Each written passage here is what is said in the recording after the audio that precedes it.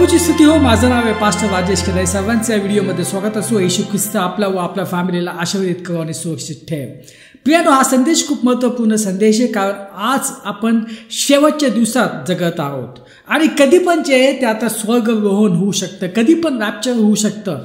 मला माहिती आहे पुष्कळ ख्रिस्ती लोक यावर विश्वास ठेवत नाहीत.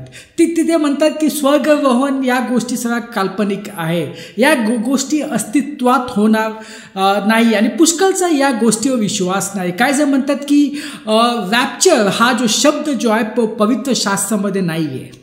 प्रियानो, ह्याच संदर्भावर आज आपण लक्ष केंद्रित करणार आहोत, कारण पुष्कळ ख्रिस्ती लोक म्हणतात की रॅप्चर हा शब्द जो आहे हा पवित्र शास्त्रामध्ये नाही आहे. जर पवित्र शास्त्रामध्ये नाही तर आपण का विश्वास करायचा, यावर आज आपण मनन करणार आहोत.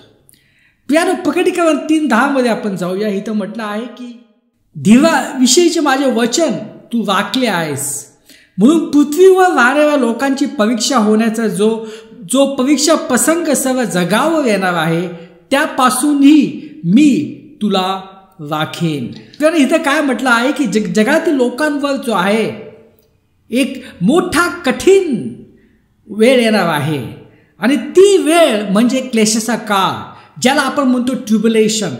कारण जेव्हा स्वर्गरोहण होईल, जेव्हा मंडळी स्वर्गात जाईल, त्याच्यानंतर 7 वर्ष जे आहे हे 7 वर्ष जे असणार आहेत ते क्लेशाच्या काळाचे असणार आहेत आणि हे वर्ष खूप महाभयंकर वर्ष आहे. आणि पवित्र शास्त्र असं पण म्हणते की असे दिवस कधी पृथ्वीवर आले नव्हते, असे दिवस येतील, असे युद्ध होतील जे कधी कोणी बघितले नव्हतील, असे आजार येतील, असे पॅन्डेमिक येतील जे कोणी अनुभवले नसतील, असे तुफान येतील, असे सुनामीज येतील. प्रियानो, ती वेळ खूप कठीण असेल आणि म्हणून येशू ख्रिस्त आपल्याला वाचू इच्छितो. तो आपल्याला या प्रसंगातून बाहेर काढू इच्छितो. म्हणून रॅप्चर होणार आहे की परमेश्वराची इच्छा ही नाही आहे की आपण ह्या क्लेशाच्या काळामधून जावं. त्या अगोदरच तो आपल्याला स्वर्गामध्ये नेणार आहे आणि त्यानंतर पृथ्वीवर जे आहे क्लेशाचा काळ सुरू होणार आहे आणि क्लेशाच्या काळाच्या शेवटी जे आहे येशू ख्रिस्ताचं दुसरं आगमन होणार आहे. प्रियानो, रॅप्चर आणि येशू ख्रिस्ताचं दुसरं आगमन या 2 भिन्न गोष्ट आहे. रॅप्चर जे आहे ते येशू ख्रिस्त मंडळीसाठी जो आहे तो पृथ्वीवर येणार नाही आहे, तो ढगांवर येणार आहे आणि आपल्याला वरती घेतलं जाईल, आपलं रॅप्चर होईल आणि तिथून तो आपल्याला स्वर्गात नेईल. आणि येशू ख्रिस्ताच्या दुसऱ्या आगमनामध्ये येशू ख्रिस्त जो आहे तो येरुशलेममध्ये येणार आहे, तो जैतुनाच्या पर्वतावर येणार आहे आणि त्यानंतर जे आहे हर्मगेदोनची लढाई होईल आणि त्यानंतर जे आहे येशू ख्रिस्ताचा 1000 वर्षाचं राज्य सुरू होईल. त्यानंतर मोठे पांढरे सिंहासन असेल, जे अविश्वास आहे त्यांचा न्याय केला जाईल आणि त्यानंतर नवीन स्वर्ग व नवीन पृथ्वी होणार आहे. तर प्रियानो, रॅप्चर हे आपल्यासाठी एक आशा आहे, कारण या जगावर जो प्रसंग येणार आहे, जो कठीण प्रसंग येणार आहे, त्यातून आपण सुटणार आहोत. आता रॅप्चरमध्ये होणार काय, आपण जाऊया 1 थेसलोनिकपत्र अध्याय 4 वचन 17. आता आपण बघूया की पुष्कळ ख्रिस्ती लोक म्हणतात की रॅप्चरचा उल्लेख कुठे झालेला आहे बायबलमध्ये, ते आज आपण बघूया. त्यासाठी आपल्याला जावं लागेल 1 थेसलोनिक अध्याय 4:16. प्रियानो, जर कोणीही रॅप्चरवर अविश्वास दाखवला, कोणीही सांगितलं की रॅप्चर हा शब्द कुठे आहे पवित्र शास्त्रामध्ये, तर त्यांना हे वचन दाखवा. 1 थेसलोनिकपत्र अध्याय 4 वचन 16 पासून तुम्ही त्यांना सांगा. इथं काय म्हटलं आहे, कारण आज्ञाध्वनी, आद्य दिव्य दूताची वाणी व देवाच्या तुतवीचा नाद होत असता प्रभू स्वतः स्वर्गातून उतरेल आणि ख्रिस्तामध्ये जे मेलेले आहेत ते पहिल्याने उठतील आणि त्यानंतर जिवंत उरलेले आपण त्यांच्याबरोबर प्रभूला सामोर होण्यासाठी मेघारूढ असे अंतराळ घेतले जाऊ आणि तसेच सर्वदा प्रभूजवळ राहू. म्हणून या वचनाची एकमेकांचे सांत्वन करा. प्रियानो, ख्रिस्ती लोकांमध्ये कुठे रॅप्चर शब्द आलेला आहे? प्रियानो, आता इथं काय म्हटलेलं आहे, आपण त्यांच्या बरोबर प्रभूला सामोरे होण्यासाठी मेगारूढ असे अंतराळात घेतले जाऊ. आता इंग्लिश बायबलमध्ये अंतराळात घेतले जाऊचा शब्द आहे कॉट अप.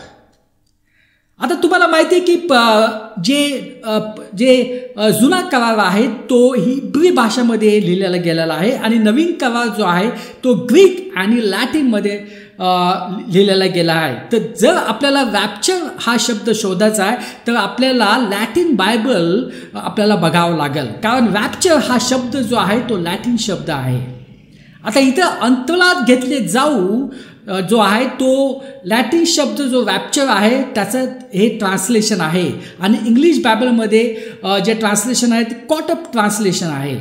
ग्रीक भाषामध्ये जे आहे इथं उल्लेख झालेला आहे हार्पॅझो आणि लॅटिन जो शब्द आहे लॅटिन बायबलमध्ये त्याला म्हटलं जातं रॅपीमूर.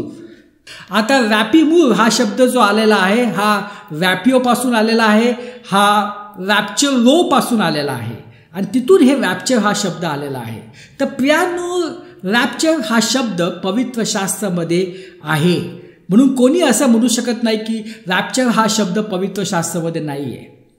तर प्रियानो, ह्या वचनावर विश्वास ठेवणं खूप आवश्यक आहे, कारण तिथं रॅप्चरबद्दल उल्लेख झालेला आहे. रॅप्चर कसं होणार आहे हे सर्व या वचनामध्ये सांगितलं आहे. प्रियानो, ही एक सत्यता आहे, रॅप्चर होणार आहे आणि रॅप्चर नंतर जे आहे क्लेशाचा काळ हा सुरू होणार आहे.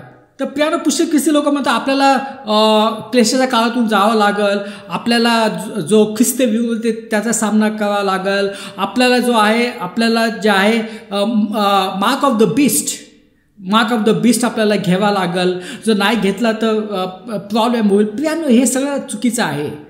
ख्रिस्ती जे आहे ते क्लेशाच्या काळामधून जाणार नाही, कारण आपण जे वचन वाचलं का देव आपल्याला याच्यापासून सुरक्षित राखणार आहे. तो आपल्याला क्लेशाच्या काळाच्या अगोदरच तो आपल्याला स्वर्गात देणार आहे. प्रियानो, काय झालं होतं नोहाच्या काळात? नोहा आणि त्याचा परिवार वाचला. का वाचला? कारण ते परमेश्वर विश्वास ठेवत होते आणि देवाने जे आहे देवाने त्यांचं संरक्षण केलं. लोट आणि त्याची फॅमिली का वाचली? तो परमेश्वर विश्वास ठेवत होता म्हणून देवाने त्याला वाचवला. जेव्हा तो तिथून बाहेर पडला, सदोम आणि गमोरामधून बाहेर पडला, तेव्हा जे आहे तेव्हा अग्नीच्या द्वारे त्या शहराचा नाश केला गेला. म्हणजे जेव्हा आपण बाहेर पडू तेव्हा या पृथ्वीवर क्लेशाचा काळ सुरू होणार आहे. म्हणून खूप आवश्यक आहे की आपलं तारण होणं खूप आवश्यक आहे. पवित्र शास्त्रामध्ये सांगितले, जर आपण येशू ख्रिस्तावर विश्वास ठेवतो की तो जिवंत देव आहे आणि त्याने माझ्या पापासाठी रक्त सांडलेलं आहे आणि त्या रक्तामुळे माझ्या सर्व पापाची क्षमा झालेली आहे, त्याला पूर्ण गेला आणि 3 दिवसानंतर तो उठला गेला. जेव्हा आपण असा विश्वास ठेवतो आपलं तारण होतं. आपण प्रार्थना करूया. पिता परमेश्वर, धन्यवाद देतो या वेळेसाठी. ही सर्व प्रार्थना येशू ख्रिस्ताच्या नावाने करतो. आमेन.